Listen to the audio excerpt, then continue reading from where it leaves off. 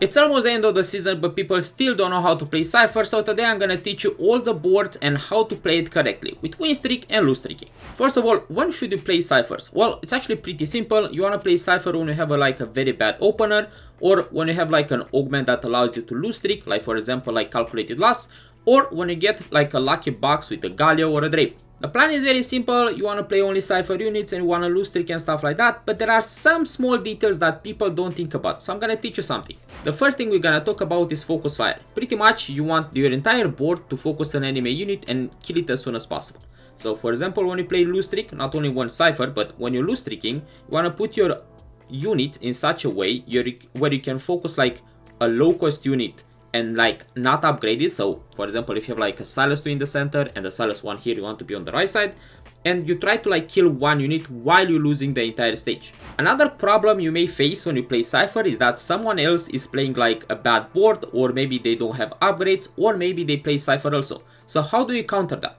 Well, with this positioning where you put Draven here and a Blanc here and Galio in the corner, you're gonna have this Galio pretty much stuck here the entire fight, so he cannot get up and like tank or like deal any damage. So for example, the enemy team is gonna focus Vi, and then they're gonna close in on LeBlanc and Draven, and only after they kill LeBlanc or Draven, this Galio is gonna get released. Now of course the enemy can do the same stuff, so you want to be careful when they can do that. Maybe sometimes you need to sell like a Cypher unit, maybe sometimes you need like to guarantee the Losestreak, but don't risk it. Like in 80% of the games you should be fine with this positioning. So just scout, because it's very important when you play Cypher to have like a full Losestreak. And if you Winstreak, well, I'm gonna teach you that also. You see, Cypher Winstreak, it's not the worst thing that it can be. For example, the only board right now you can play with Cypher Winstreak, it's LeBlanc reroll or Draven and Galio, right? But here is the thing, people don't really like to Winstreak with this board, but I'm gonna tell you why it's good. For example, let's say you're in stage 2, there are 2 Cypher players, you and another guy, right? And for some reason the other guy, maybe he like sell his board and stuff like that, and you lose your Losestreak, right? So that means your cash out is gonna be very low. Something you can do in that spot is that a 3-3, you cash out, you don't get any like real reward, right? Maybe you get some gold, or maybe if you're really lucky you get a component, right? But that's not the purpose. The purpose here is that you cash out a 3-3, you roll and have a stable board, for example like LeBlanc 2-star with 3 Cyphers and upgrade the front line, maybe like Ilaoi 2-star, Vi 2-star, Silas 2-star and stuff like that. And by cashing out a 3-3, you get the bonus from Cyphers. I know it sounds crazy, but people don't know that Cypher gives you bonuses. And for example, for 4 Cypher you get 50 AD and AP. At 5 you get 70. It's a lot of AD or AP in early game. Stage 3, 50 AD and AP for your team, that's insane. Usually the easiest way to be stable with this board is playing around LeBlanc reroll, because most likely you're gonna hit LeBlanc 2-star before Draven 2-star at level 6, so try to make items around LeBlanc, right? Talking about this board and these items, people don't really know how to itemize LeBlanc reroll board. Well, it's actually very simple. You don't really have to play around only LeBlanc or only Draven, you can combine them also. But let's say that you don't have enough components. How exactly do you make items? Do you make items LeBlanc? Do you make Draven? Because it's a very big mistake. Well, I know it's gonna sound stupid, but you make 3 items on your carry, and then you make 3 items on your Galio. You do not make any other items on the other unit. So for example, if you have like Sojin, Gunblade, Voice Staff, and you play around LeBlanc 3-star, right? All the other items will go to the tank. Because in this board, right, you will most likely have a few lives, especially if you play Losestreak, right? So if you do not have a Galio 3-star with very good items, your LeBlanc cannot ramp up and like kill units. So stop making like for example 3 items on LeBlanc and start making items on Draven. It's not gonna help you, and it's very bad, especially if you don't have like augments with items, or if you don't have a cash out with items. Because in this board, it's very important that in stage 5 plus you have 3 items on all your carries. And I don't know if you know, but you have 4.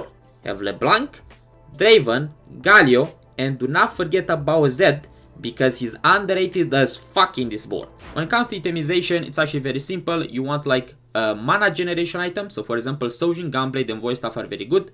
You see that blue buff, although it might be better than Sojin, not making blue buff allows you to use 2 mana items for like Voice Staff and Sojin, right? If you have blue buff, if you have like Pandora's items or something like that, for sure you can make blue buff on her, it's very good. Other items can be like Dead Cap, Rage Blade if you play tempo, Morero is fine. Very, very important on LeBlanc, and I think it's core, and I think nobody's really doing this actively. You do need Gunblade on her. Remember, you have only one tank, and that's Galio 3-star, that might or might not have 3 items in the mid game, okay? Make Gunblade to keep your Galio alive, okay? On Draven, you want any AD items, but for example, like IE, Strikers, Giant Slayer is pretty good. Sojin is not bad because you're gonna ult like pretty much faster, and maybe you can get like more ults in a fight. Also, Last Whisper, it's okay, but to be honest, he has like enough backline damage combined with Zed, so I wouldn't like prioritize Last Whisper.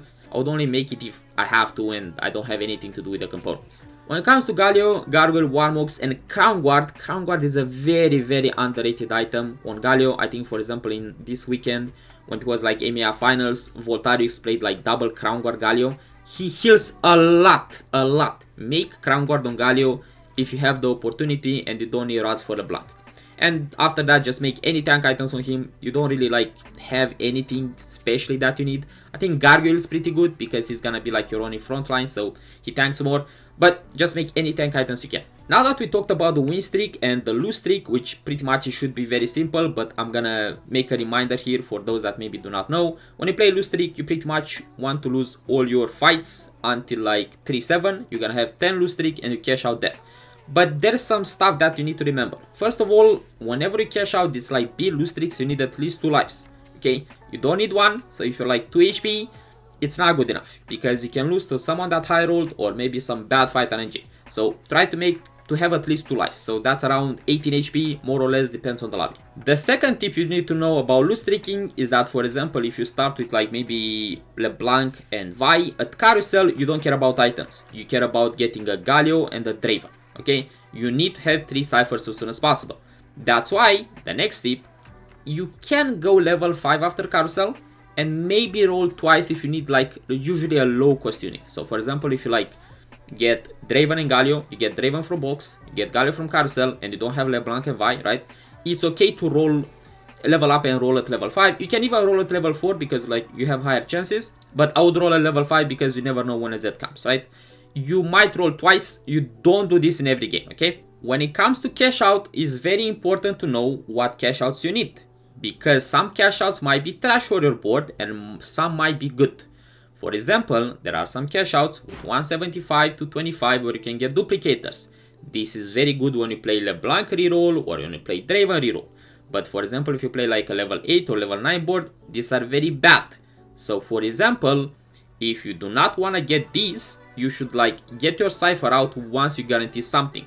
For example, there's a cash out or you get like an artifact. That's decent for reroll LeBlanc, right? But it's decent for the other also. So play around your cash outs. Don't always agree to like go 300 plus and stuff like that.